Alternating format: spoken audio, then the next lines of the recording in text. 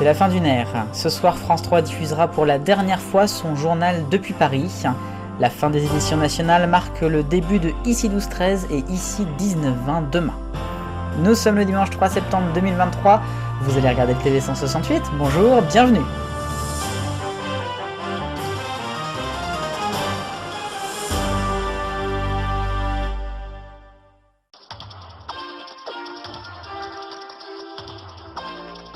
C'est donc aujourd'hui la fin des éditions nationales de France 3. Alors à la une, retour sur 50 ans d'information nationale vue depuis la capitale, pour celle qu'on appelait encore le 31 décembre 1972 la troisième chaîne couleur. À l'époque, avec les bulletins d'information d'Inter 3, puis de FR3 Actualité, les téléspectateurs ont toujours été informés autour de l'information régionale par des flashs qui étaient donc nationaux.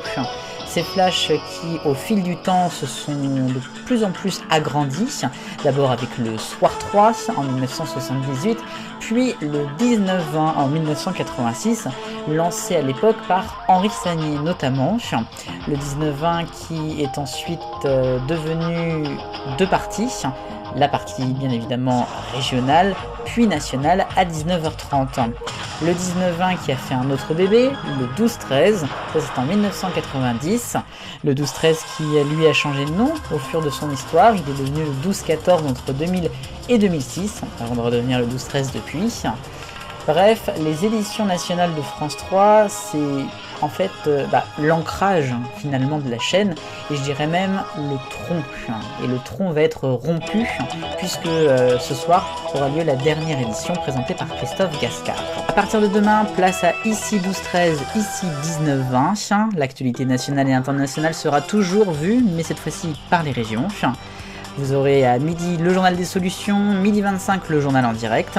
Pour le soir, 19h05 la locale ou une interview, 19h15 le journal en direct. Et comme en 2019 avec la fin du Soir 3, ce sera France Info qui va plus ou moins récupérer le 12-13 et le 19-20. Émilie Traden-Guyenne sera là entre midi et 13h, Sonia Kironi entre 19h et 20h. La rentrée de la chaîne sera demain.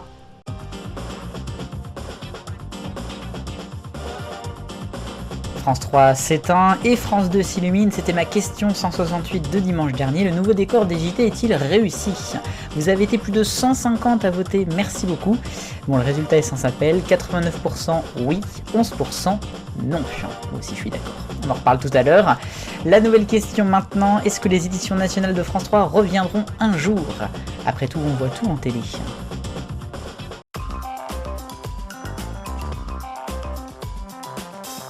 Et on part dans le rayon maintenant, le reste de l'actualité cette semaine, et d'abord sur TF1, il y a des bisbilles avec Denis Brognard.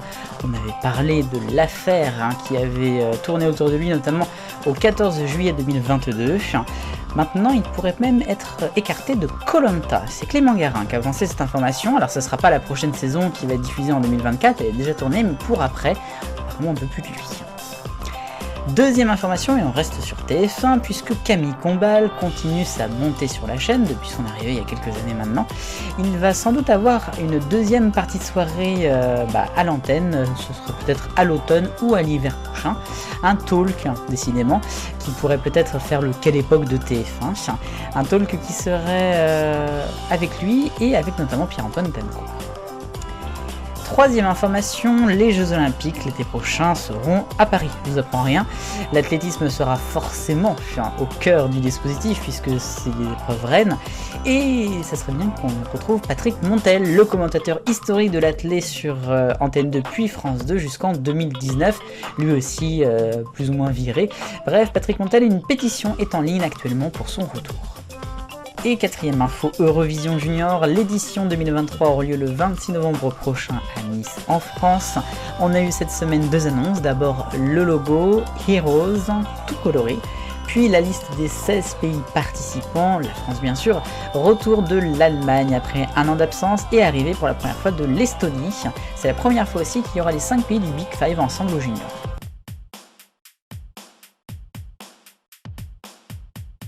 Député de l'Assemblée nationale et télévision, en général, ça fait pas bon au ménage. Exception aujourd'hui pour Thomas Ménager, député RN du Loiret, qui a décidé de se lancer dans un gros dossier qui concerne notre petit écran qui est devenu grand, l'heure tardive des prime time. Vous avez son slogan, pour la France qui se lève tôt, stop au film du soir qui commence trop tard.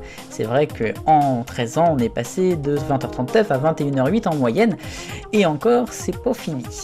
Donc il a tout simplement fait une proposition de résolution à l'Assemblée nationale, je vous montre actuellement celle-ci, une proposition donc visant à encadrer un petit peu plus le domaine. On sait que l'Arcom peut mettre des sanctions pour les chaînes qui ne respectent pas l'horaire annoncé, mais n'importe quel horaire, c'est-à-dire qu'ils annonceraient 22h, il n'y aurait pas de problème. C'est justement ça l'objet de cette proposition de résolution. Est-ce que ça va amener à quelque chose de véritablement concret? Je ne sais pas, en tout cas, il a osé et on en parle dans ce focus. Je rappelle quand même qu'il y a beaucoup de retard encore pour les chaînes de télévision et pas que les heures tardives, même en journée, c'est le cas.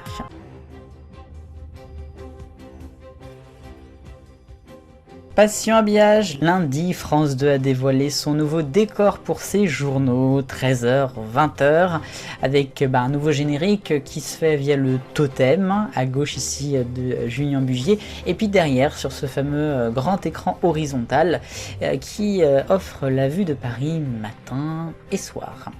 Vous l'avez compris, ce studio il est totalement révolutionnaire, il est plus moderne et il offre un écran je dirais un petit peu plus qualitatif à France 2. Moi personnellement je détestais l'ancien décor, je l'ai souvent dit, et j'aime bien plutôt celui-là malgré qu'il y ait quelques petites choses à régler, notamment encore un peu trop de blanc et trop de vide aussi. Là vous le voyez, l'utilisation du totem et aussi de la table où se trouve Laurent Delahousse. Ce studio, et ça c'est un bon point, peut terminer le journal quasiment tout en noir. Ça donne vraiment un bel esprit qui rappelle aussi ce qui se passe sur les autres pays européens. J'en profite puisque nous sommes dans le Passion habillage pour vous dire que demain BFM TV lancera un nouveau décor et que Gulli va mettre un nouvel habillage à l'antenne. Ça sera à suivre dès le matin.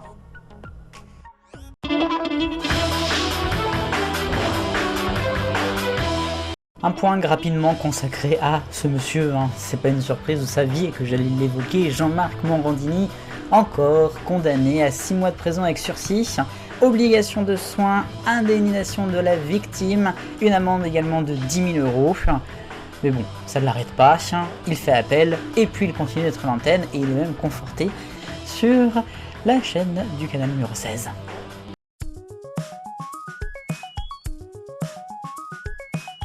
France 2, TF1, France 3, C8, France 5, Arte, TFX, Chérie 25 et enfin M6, sa photo parfaite, l'été noir de Stéphane Rosenberg continue.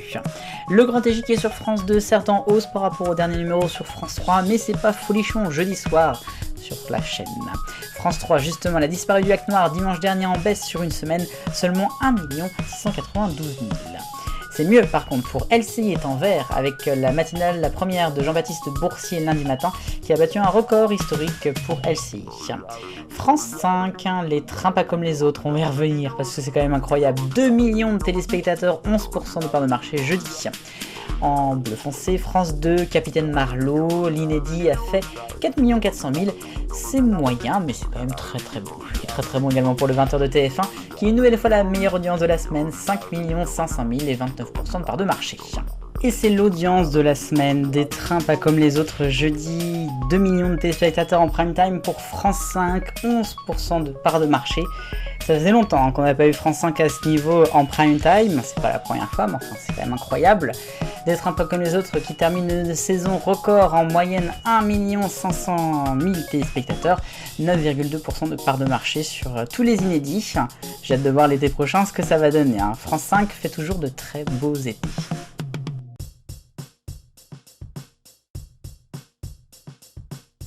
Et enfin, et en hommage à Bob Barker, mythique présentateur de télévision aux États-Unis, décédé cette semaine à l'âge de 99 ans. On l'a connu notamment pour avoir animé pendant 35 ans The Price is Right, le juste prix entre 1972 et 2007, s'il vous plaît. C'est vraiment un grand qui est parti. Hommage à lui et à toute la télé américaine. Merci d'avoir suivi le TV 168 aujourd'hui, je vous donne rendez-vous samedi prochain pour le Top TV. Vive le bonheur, on est tous des millions de copains, bonne semaine!